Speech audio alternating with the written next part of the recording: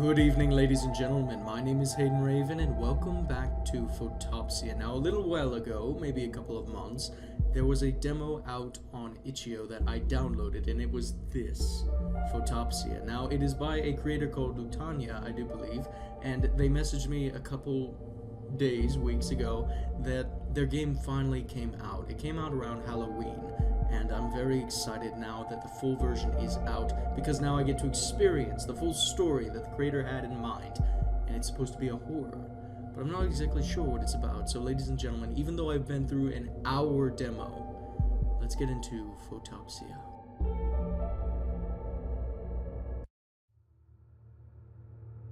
Had the girl known what the events that would follow her suspension would lead to, she might have tried never to let things get that far. However, deep down, she should have known that they would be nothing short of a blessing. Perhaps mortality was not something a 14-year-old teenager would much care for, or perhaps the fact that she had been met with various misfortunes along those years had dulled it. For the girl, daily life was miserable and mundane. I remember this. It was like a disgusting, swampy cocktail that consisted of a routine as dull as lead, mixed in with a dash of animosity from her human peers. It had only been a matter of time before the girl's mind became clouded by a thick, dense fog, an apathetic kind of nihilism that made everything feel pointless. To a certain extent, that had always been a part of her, but ended up significantly thickening during the past 2 years.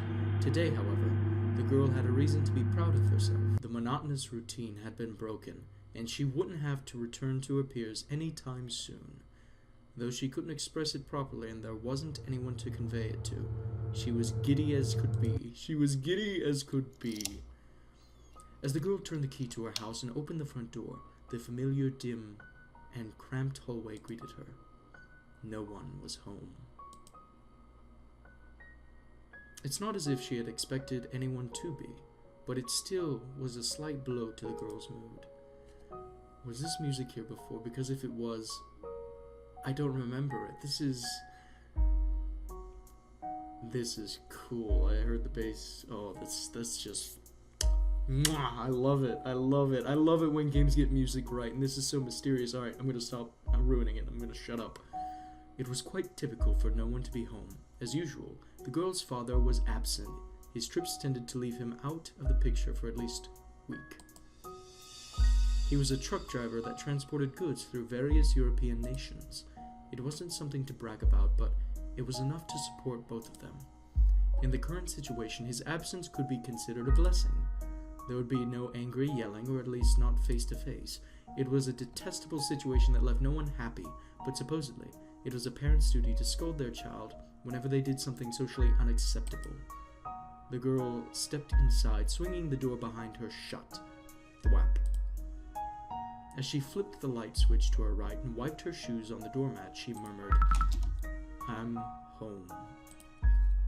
Crouching down to slip off her shoes, she pulled open the worn-out, askew shoe rack and exchanged them for a pair of simple home slippers.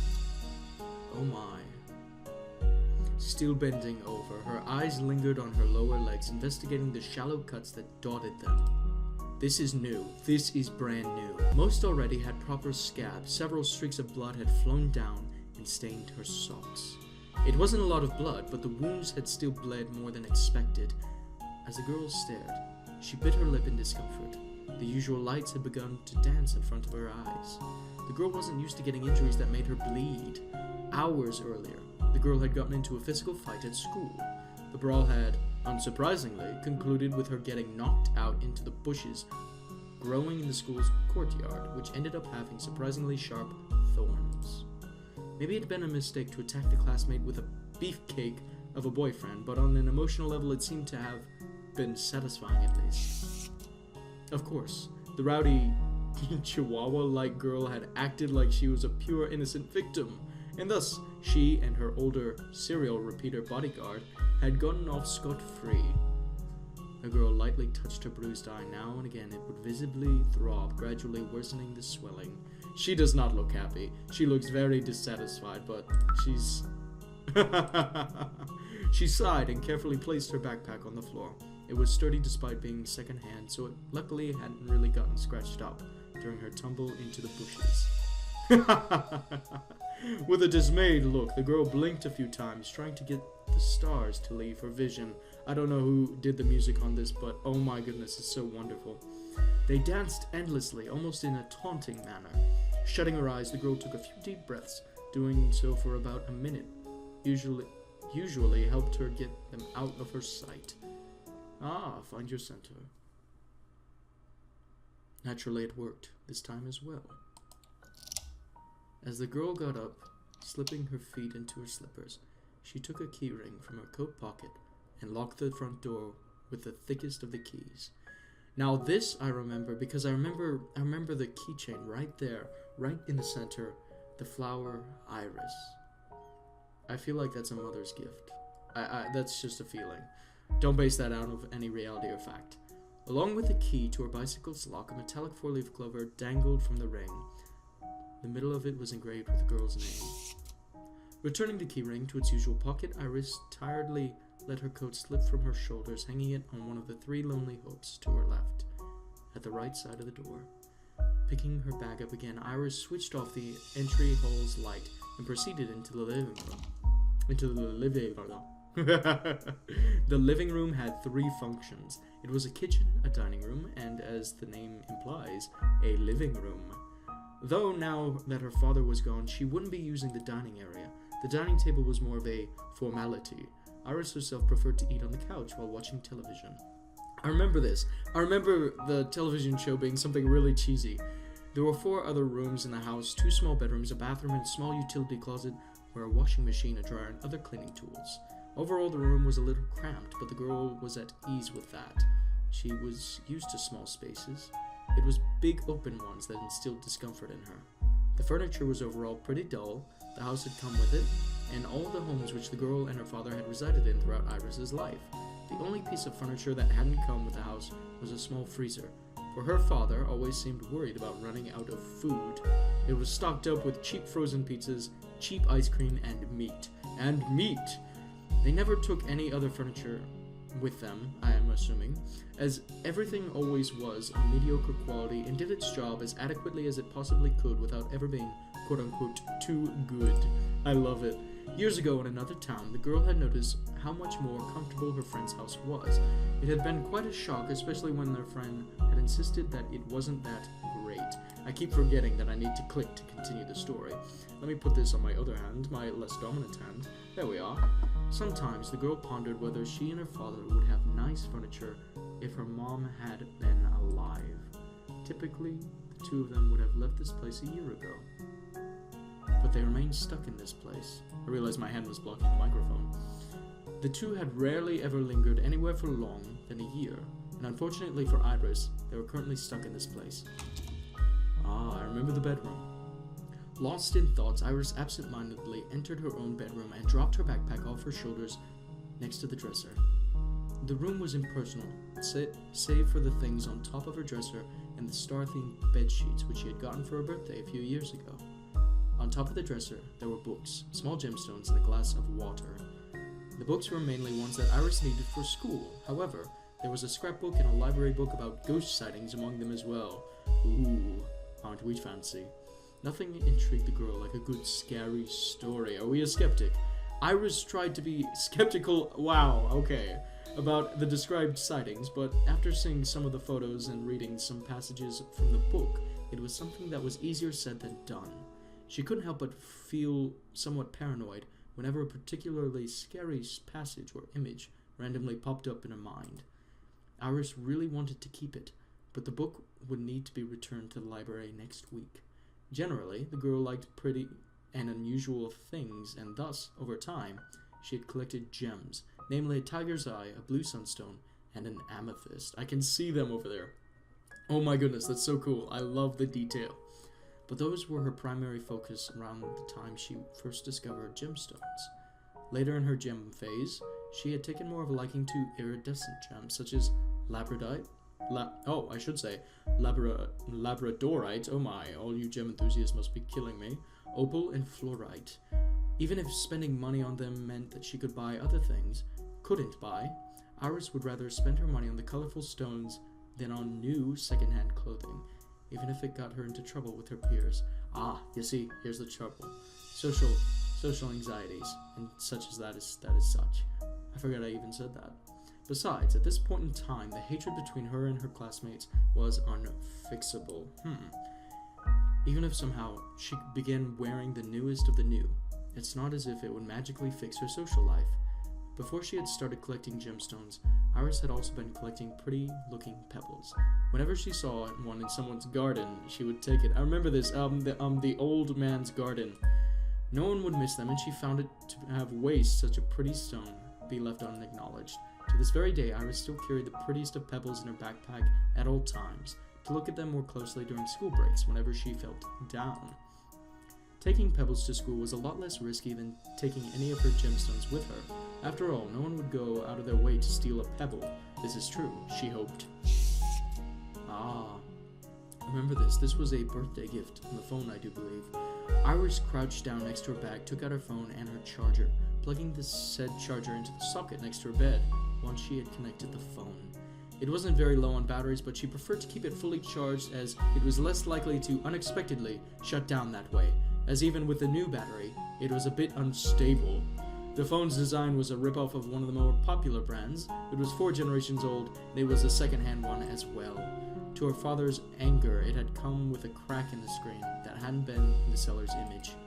The phone had been the girl's birthday present this year, and even though the quality wasn't as high as that of her classmates, and it wasn't good enough to play games bigger than 2 megabytes on, it had overjoyed her to finally get a phone that she could use to surf the net and watch online videos with.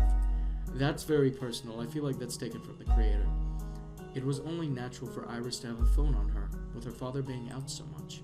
Her previous one had come with a very old NKYA model. She had kept it in just in case the new one would break down or when someone would destroy it on purpose. Oh my. Oh. Iris plopped down onto her bed of stars. As she did, she saw the dancing lights again. She sighed, but stared at them for a while. The fight had tired her. Even though it hadn't lasted longer than a few minutes, it was more than she could handle.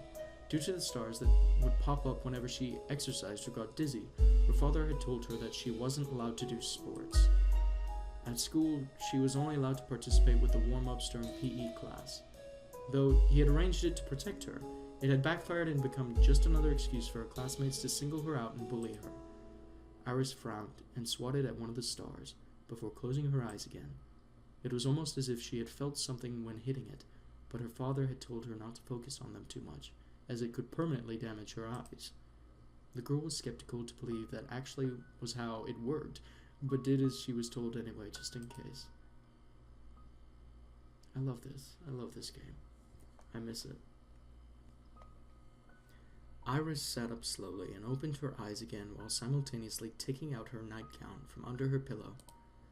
Even though the routine had become drastically disrupted, it seemed that it hadn't changed the girl's daily course of action all that much.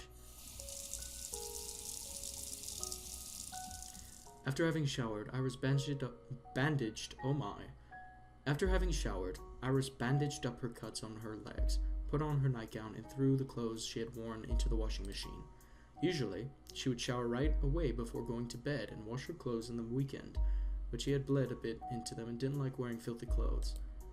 The girl's sweater was the only warm piece of clothing, and her skirt was the only one that still fit her. Her father did not have money nor the time to go get her anything else.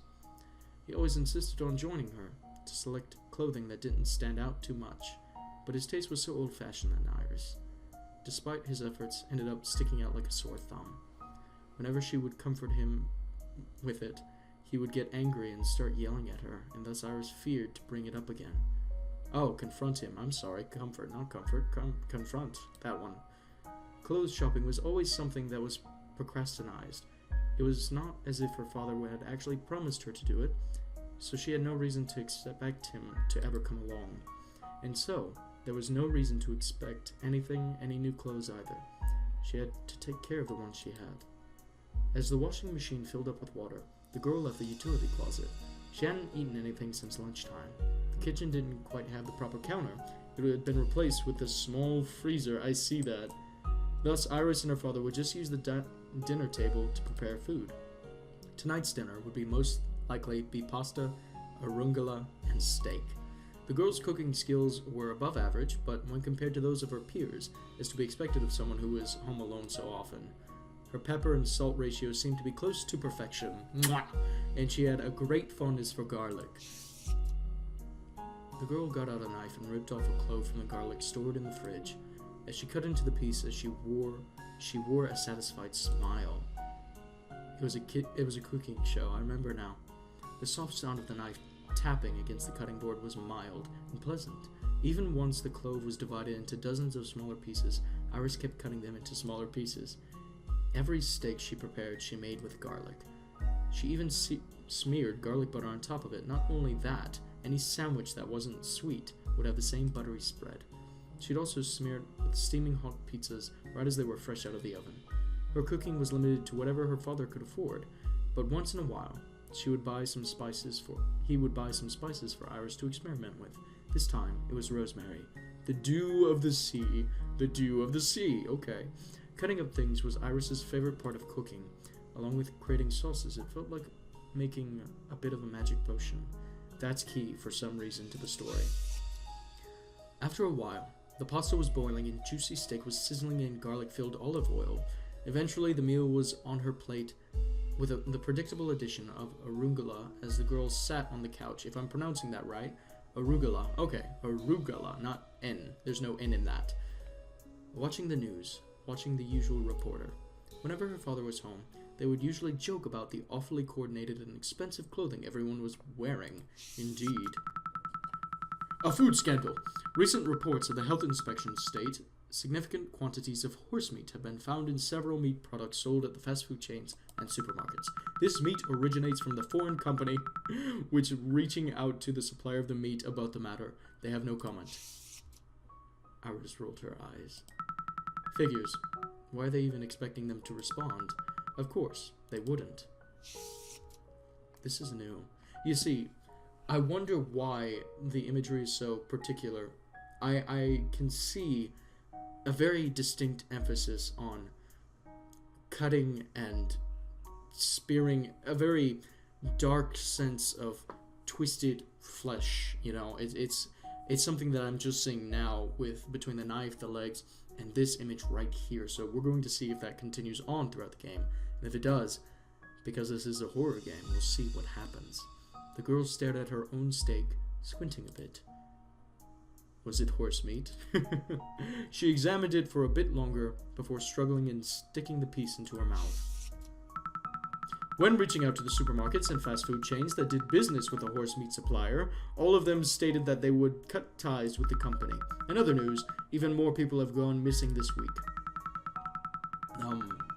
In the majority of the reported cases, the missing person had last been seen traveling by train.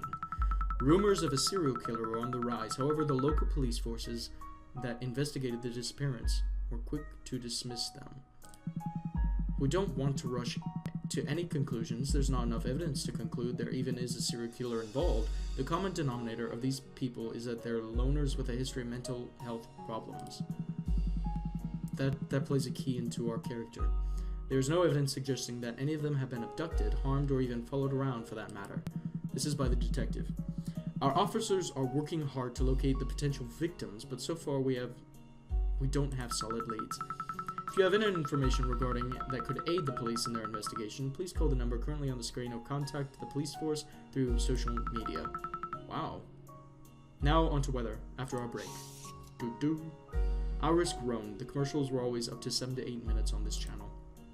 They would often repeat the same garbage commercials over and over again. Television. This program was brought to you by Minty Fresh Toothpaste. 2 treatments of Minties a day will keep the cavities away. I can hear the jingle now. It's nauseating. Are you tired of having bowel troubles? Fund our research on synthetic organs. Fund now and receive special privileges once our research is finalized. Iris zapped away. Her father didn't really care about watching commercials, but she didn't want to waste her time with them. Eventually, she found a channel with a baking competition that looked interesting. She probably would not really get the means to make the same recipes herself, but that didn't diminish the joy of watching them. The contestants had to make apple pies of their preference. 2 people would be kicked out at the end of the episode. The girl eagerly stared at the creation of apple pies, from the nation's typically crumbled apple pies, to lattice pies, to apple galettes, I don't know. They all looked mouth-watering to her. As the girl passively finished her food, she left the TV on in the background. Iris hastily collected everything dirty and put it into the sink. She spread out the dishcloth onto the freezer and began washing the dishes. She, of course, wanted to see what was going on in the cooking program, but she didn't want to even more to go to bed. Sleep was already in her eyes. She had trouble keeping them open. Naturally, the bruise didn't help either. The TV was so hard to hear with the background noise of the sink and of the dishes as Iris scrubbed them clean in the bubbly water. Once she finished cleaning the knives, she washed a bit more absent-mindedly, her eyes closing for a few seconds as her hands kept working. Gradually, she spaced out even more and more, making the process a lot slower. When she had done, the cooking show had already ended and the commercials had started playing. Iris sighed and carefully dried off the cutlery, returning them to their respective locations and then spaced out once more. Again, she saw lights dancing in her eyes, but she was too drowsy to care. Even the washing machine cycle were done by now, so she had made haste to the laundry room. Without bothering to turn on the lights in the laundry room, she robotically took her clothes out of the washing machine, shut it down, and threw the clothes into the dryer as she shut the door behind her. On a typical day, Iris would always drink a cup of tea before bed, but today, she wouldn't even get a drink of tea before falling asleep. However, today, Iris was just turned off the television and living room lights. She returned into her own room. That's very interesting, because this is a 14-year-old we're talking about, and we could get into a whole conversation about child complexes. But this is very interesting, at least to me, about what this generation, I guess, of child is going through. So it's very interesting perspective, for me at least. The girl tiredly walked over to her bed and plopped into it. Plopped, that's a common thing word. Once she had properly gotten herself under the blankets, and she almost immediately drifted off. Is this the tea set table? The pleasant scent of her bergamot was the very first thing I noticed upon waking up. It is. This is where the demo ended last time. I was sat at a small yet elegant table, a teapot, 2 teacups, and our fine cake stand. Without really thinking about it, I took the cup of tea into my hand. It felt light and was unfilled. How peculiar. I was so sure that it had been filled when I picked it up. Frowning, I looked down at it. As I did, the cup gained weight and filled with hot tea. It was a bit surprising, but luckily I didn't drop it. My eyes fell on the chair across of mine. It was empty, yet the teacup on the other side contained hot tea. Was I waiting for someone? Was this some kind of meeting? It had to be. Somehow, I just knew it. I fixed my posture, straightened my back. Who was I meeting? I couldn't remember, but for some reason I was sure someone would come around and tell me something important. What's wrong, dear? You look so confused. Huh? I looked over at the other seat, but didn't see anyone in it. It couldn't be that it was meeting someone who was invisible, right? Down here, girl. Come on, didn't you forget about me, right? My eyes shifted downwards. Wait, was it coming from the teapot? Now and then steam would come up out of the teapot spout. It was almost rhythmical, and as if it was breathing. I tried to swallow the lump in my throat. I didn't want to offend the teapot. Of course, I didn't. I tried to say it with conviction, but it was clear I was lying. Oh dear, you did, didn't you? A wave of shame flooded over me. I bit my lip and looked away. I couldn't face the teapot. To have a meeting and not even know the person who was serving our snacks and tea was utterly disrespectful. A real reputation ruiner. Now, don't fret, my dear. It's fine, really. Honestly, I shouldn't have expected you to know. Feel free to call me Miss Teapot. Miss Teapot? Isn't that kind of stupid? Is what I wanted to say, but I held my tongue. I didn't want to offend the lady any more than I already had. Even though she had told me that it was okay, it really wasn't. At least not in my opinion. It's nice to meet you. I'm Iris. I know that. It's nice to see you again, Iris. I'm very sorry that I don't remember our former meeting. Our meetings. That's fine. Nothing particularly interesting happened, so it's only natural for you to forget. But, still. Enough, girl. Haha. I have only so much patience for endless, unproductive apologies. Just say thank you and be done with it. The sudden sharp tone threw me off. It was very frank. Usually people don't respond like that, but then again, Miss Teapot wasn't exactly a person. Thank you. There. Isn't that much better? Now, we can have a productive conversation. Right. What should I ask Miss Teapot about? Oh my, I didn't realize there were interactions in this. The demo was solely not choice-based. We didn't have any choices, so this is a very cool, interesting take on the narrative, and I like it. Ask me about Miss Teapot. Ask about where we are. Ask about the person I'm supposed to meet. Who am I meeting? I mean, I assume that teacup isn't for you since you can't drink from it, or sit on that chair, without it being unpractical at least. Well, you're meeting someone important. That doesn't tell me anything. It is all you need to know. Do you at least know if they're human or another teapot? No. Did I meet them before? Maybe. Fine, can you tell me anything about them? Why should I tell you? This conversation is not going anywhere. What should I ask Miss Teapot about? About where we are. So where are we? The teapot chuckled. Smaller puffs of steam escaped the spout. Does that really matter? I thought it for a while. Did it matter? I looked around. Only then did I notice that the table was surrounded by a dark, dense fog.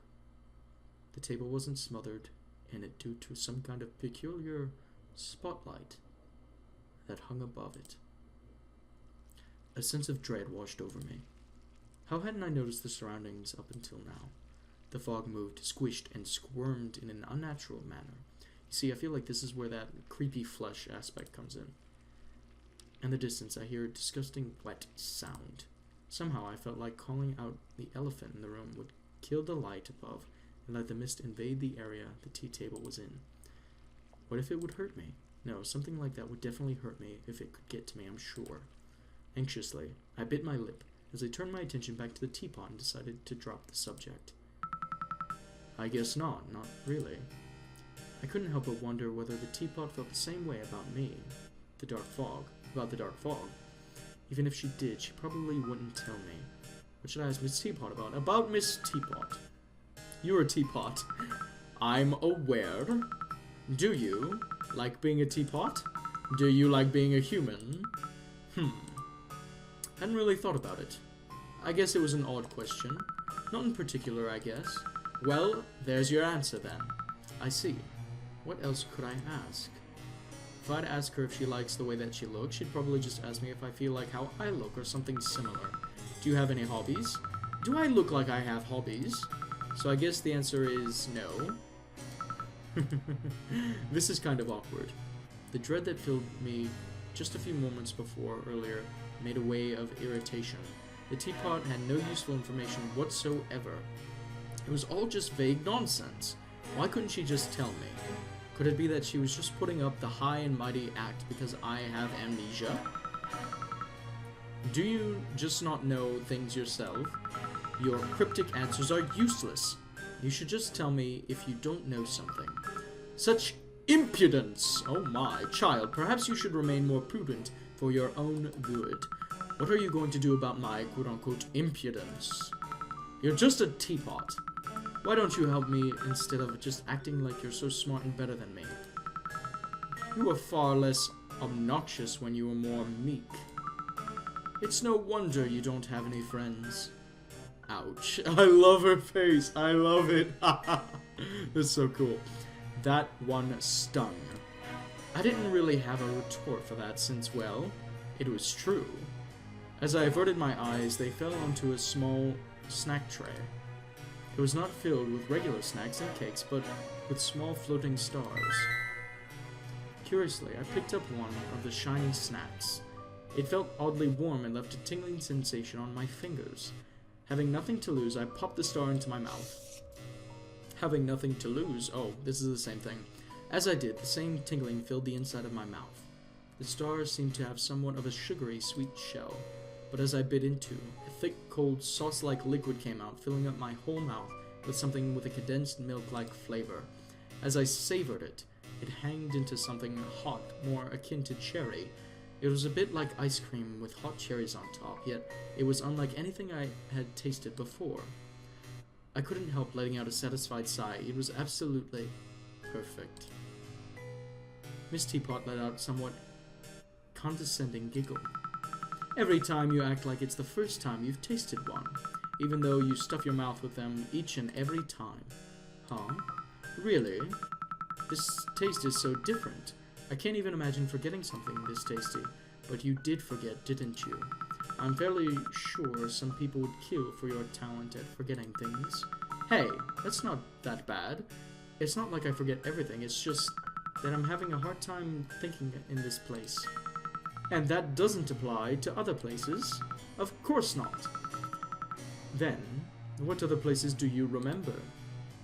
I closed my eyes for a brief moment, trying to think about it, but no matter how deep I dug into my mind, nothing came up. No images, no thoughts. Nothing.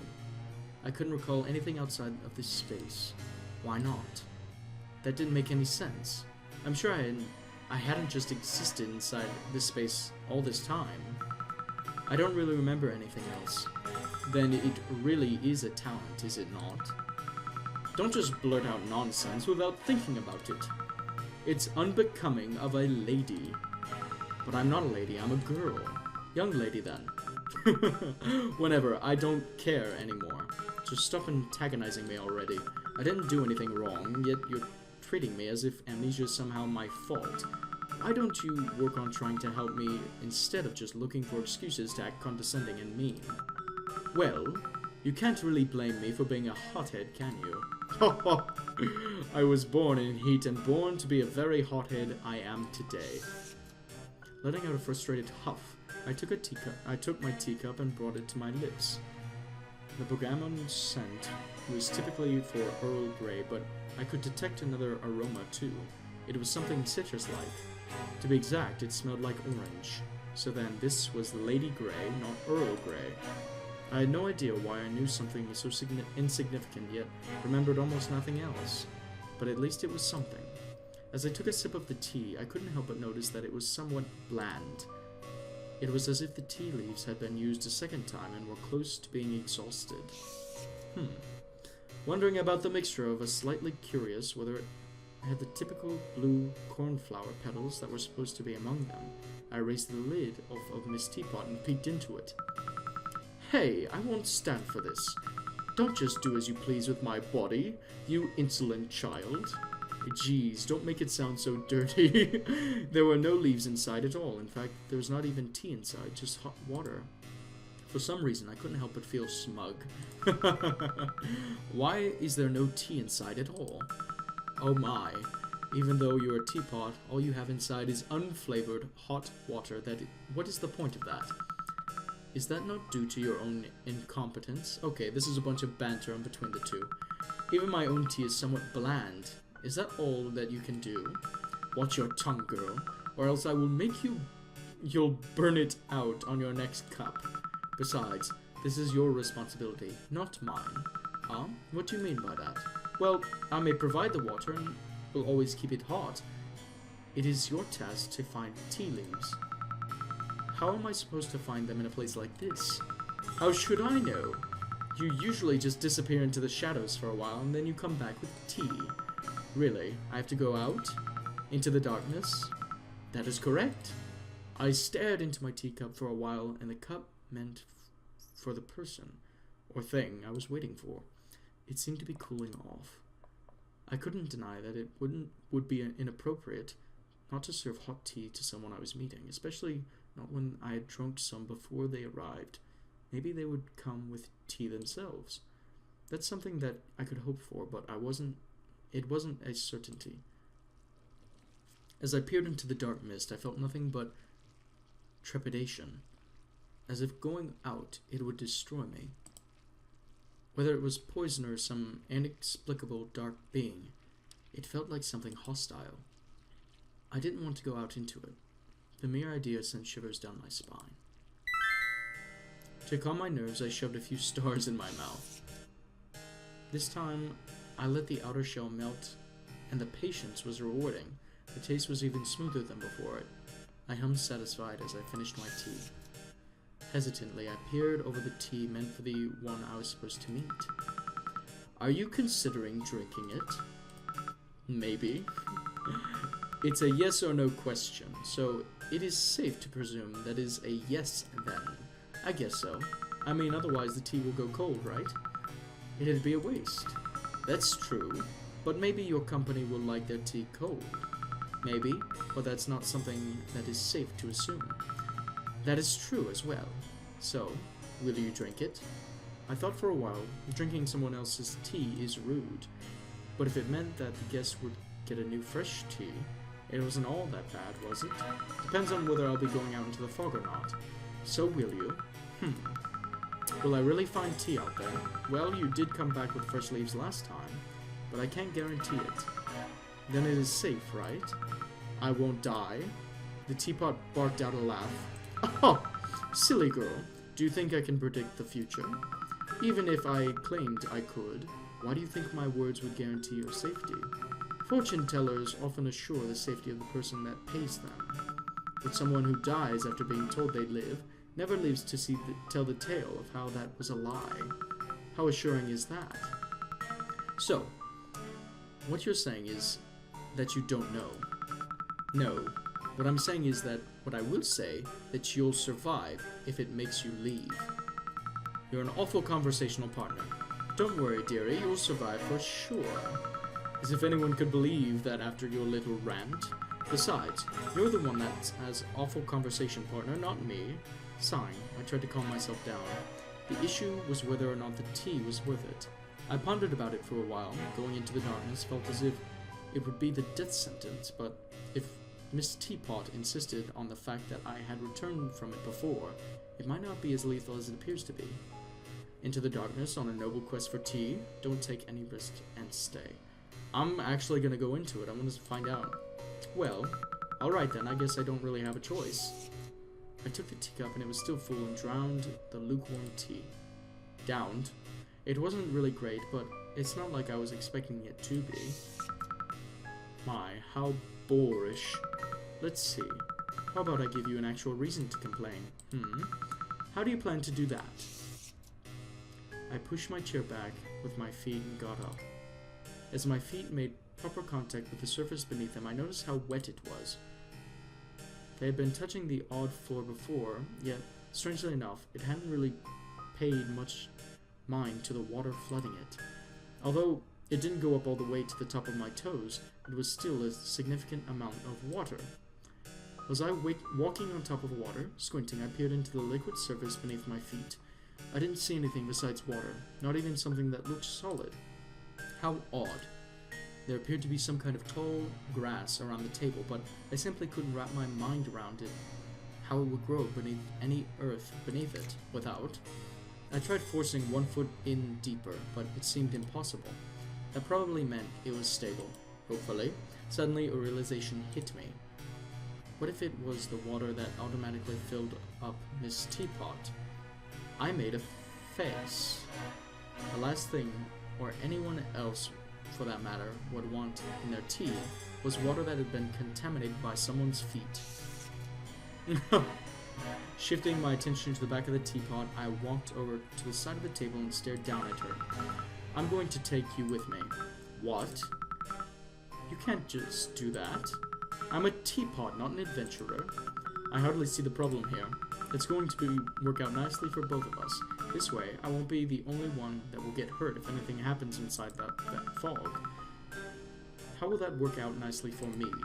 If you get yourself killed, I won't be able to come back here by myself. Well, next time I forget about things, you'll be able to brag to me about how brave you are. I might even praise you, having forgotten how much of an unlikable person you are. I don't want to go. It is my duty to be here. Surprisingly, suppressing my smile with a great effort, I tried to sound as sarcastic as possible. Yet, the mirth was audible in my voice. Wow, isn't that just too bad? That's so sad. My heart goes out to you, really. Oh, you awful brat. You'd better watch your hands. I'll spill hot water all over them. I might just leave you somewhere over there if you do that, or even shatter you onto the floor. How would you like that? The guest won't be pleased with that. Yes, but that doesn't matter if I'm dead, right? I grinned as I carefully picked up the teapot, supporting the bottom with one hand and holding the handle with the other. Turning around, I came face to face with the dark fog. It squished and squirmed just as rapidly as it had done before. As I took a deep breath and was about to step in, I stopped. I'd wanted to move. I really had, but my legs refused to cooperate. The moment I turned around and faced the disgusting fog, they had locked in place. You're not going? That's lovely. We can both stay here then. I frowned at the teapot and my hands forced a broad, cocky smile and flashed it at her. Once again, I took a deep breath before forcing my left leg into the darkness. If anything motivated me, it was the will to get her to act unlike herself. Or at least, that's what I was trying to convince myself of in my mind to distract from the potential death sentence that this decision was. My right leg quickly followed, and before long I was out of the light and inside the darkness for a while. I just stood there. I was on the same kind of surface as I was on the table. Strangely enough, there was no vegetation beneath my feet. There was a bit of grassy scent in the air, which was quite relieving, as I had expected the fog to reek of either chemicals or death. It wasn't like I thought it'd be. Though the air was filled with more moisture than the area that was in the spotlight, it wasn't that hostile. But that didn't mean I could just let my guard down. Maybe it would reveal its hostility later. Just as I thought that, my eyes adjusted to the darkness, and as they did, I saw floating lights that I hadn't seen while sitting at the brightly lit table. For a while, I admired the sight of the stars dancing freely inside of the mist. Maybe they caused it to move in such a peculiar manner. I briefly wondered whether I could eat these too, but that's not what I was here for. See? It's not that bad, you spineless coward. You're right. Put me back then. No. I don't know if it will get any worse yet. Fine. Then just get this over with. I nodded and cautiously advanced forwards. Although it was a bit aimless, but I felt like relying on instinct in this place would probably work better than thinking about it. I get the feeling we'll be roaming through the darkness for a long time. Since Miss Teapot is with me, I guess we can talk. What should we talk about? Miss Teapot's water, sure. Do you refill automatically? Maybe. Why are you asking? Answer me first and then I'll tell you. I don't want to know the answer that badly. I sighed. Why did she have to be so difficult? That meant I just had to figure it out myself. Miss Teapot's steam supply seemed never-ending, so I could safely presume that she would being magically refilled or producing the water herself. A teapot of her size should have been empty by now. Plus, it wasn't just the supply of water. The heat must be regulated by some kind of magic as well. You think too much. You'll get wrinkles early if you keep that up. Would she stay alive if I poured all of the water out of her? Would it hurt her? Surely not, since she was meant to serve tea.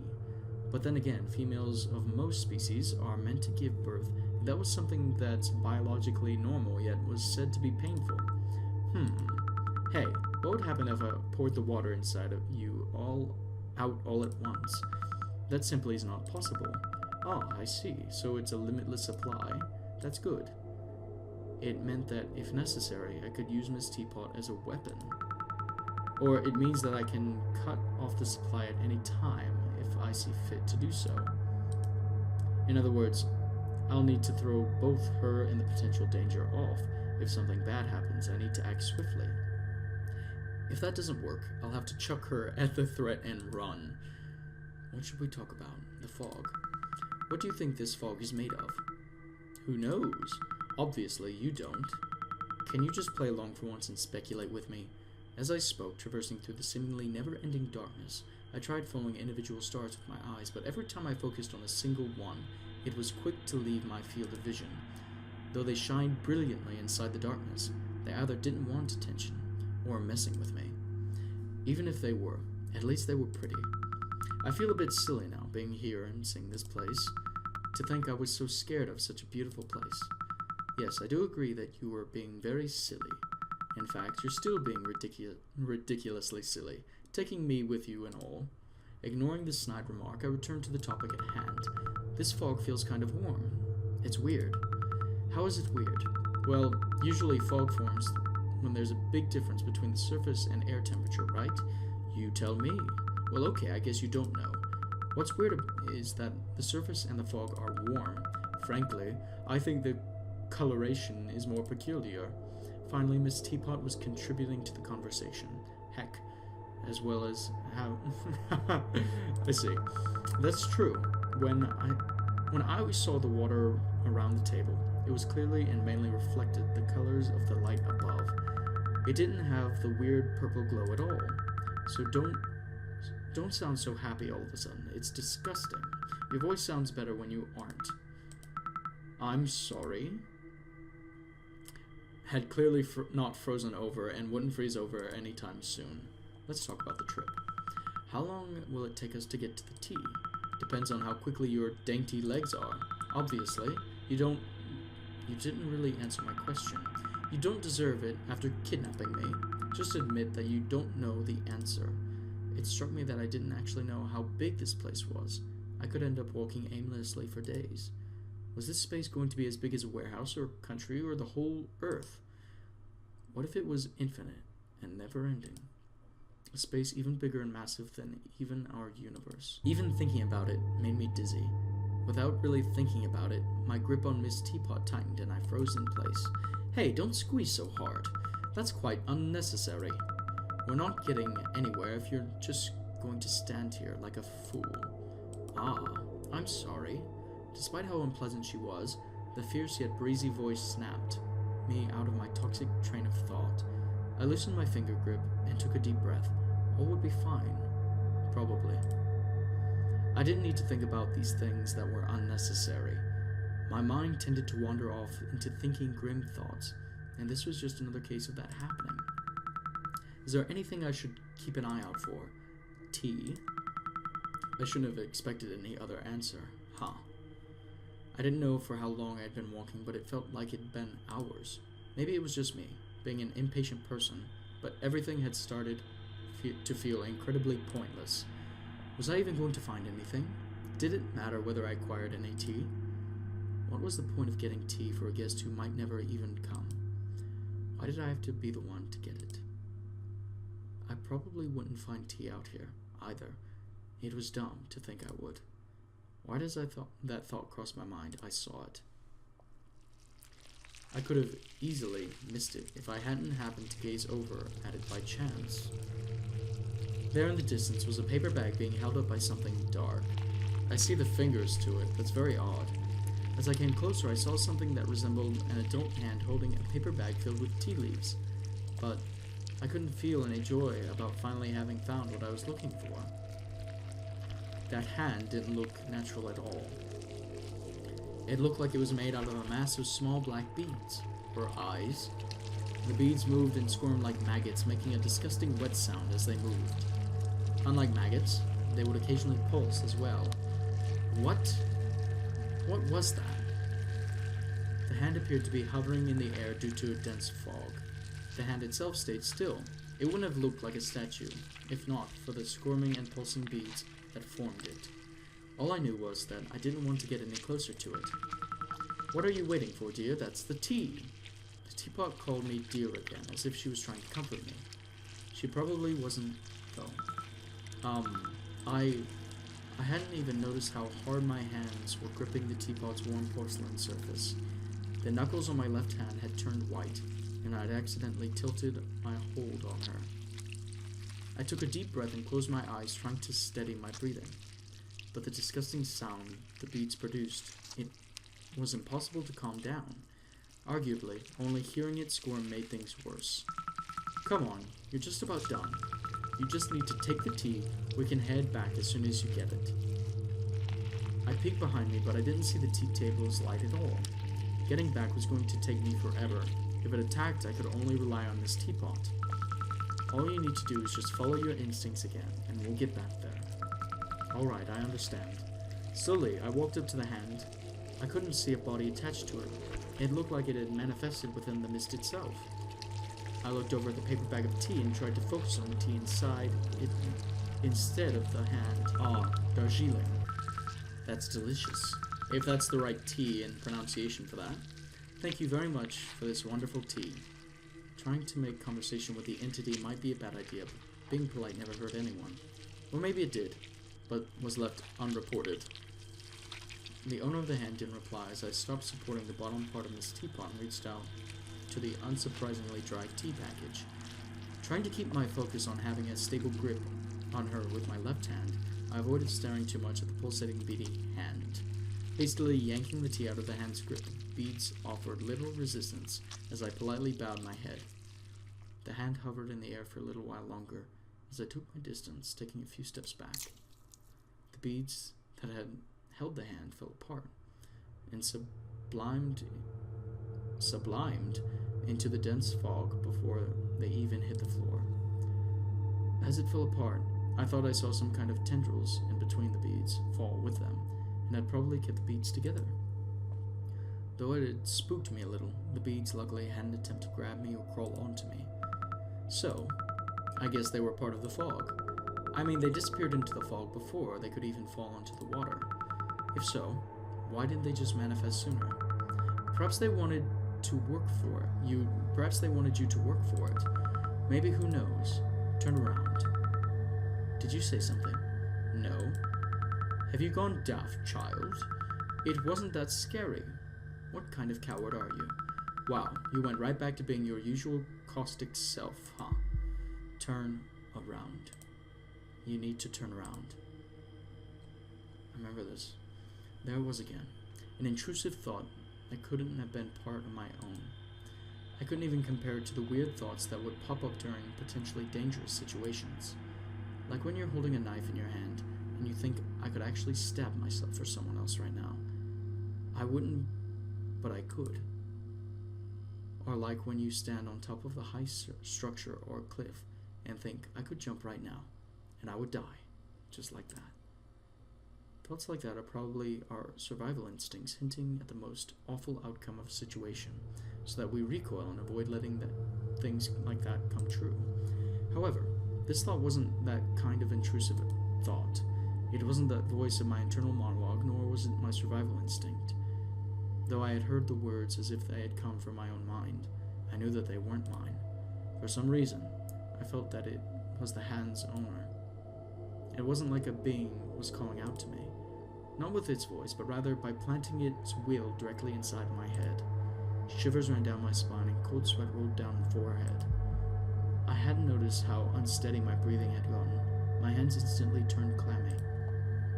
Keeping my grip on Miss Teapot, steady was getting harder. I anxiously bit my lip as I tightened my grip onto her handle and the bag of tea in my other hand. As I took a deep breath, I gathered my courage. I needed to force myself to turn around. Everything I had been afraid of up until now had turned out to be fine. So this too should be fine, right? And so, against my better judgment, I turned around.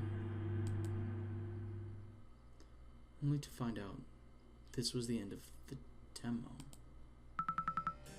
Happy Halloween. Or if it's not Halloween anymore when you play it, I hope you're having a nice day and got a bit creeped out. Did you get the bad ending too?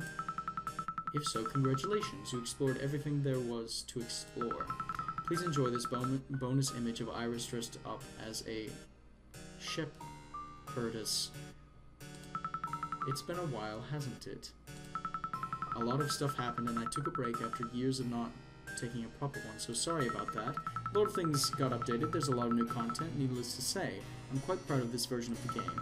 I hope that everyone included the 2 people in the survey who gave the previous version a frankly well-deserved 2 out of 5 rating in terms of entertainment, will also find this version more enjoyable. My intention is to finish and release this game visual novel of either Christmas this year or in the first months of January. If you wish to support the development of this visual novel, you can donate to my Patreon, though if you can't or don't want to, that's fine too. Additionally, I'd like to give a shout out to my Tommy T.S. van Denver, who made this music and the sound effects. It can be found over at Pixel Heart. I hope to see you stick around for the full version. Have a nice day. Oh wow, I didn't know that this was, again, a continued version of the demo. So ladies and gentlemen, unfortunately we have come to the end of our time with another chapter of Photopsia. So ladies and gentlemen, you must join me again. Christmas is when I do believe they will release this game. This was very interesting. I loved it. I loved every part of this. This is truly something different that I like. What I liked about it was it actually made me anxious. It gave me the feeling of actually existing in the game that most games can't. And that's what's interesting about Photopsia and games like this. I compare this game directly to titles like Bendy and the Ink Machine or We Happy Few, because these games are very intrusive on one's own mind and perception, and it's very cool. It makes you feel like you're actually there, and I think that's very important to a game's development and how we go about playing these games and even how we perceive them. So, ladies and gentlemen, until the next update to Photopsia, I must bid you a good evening and a good night. I'll see ya.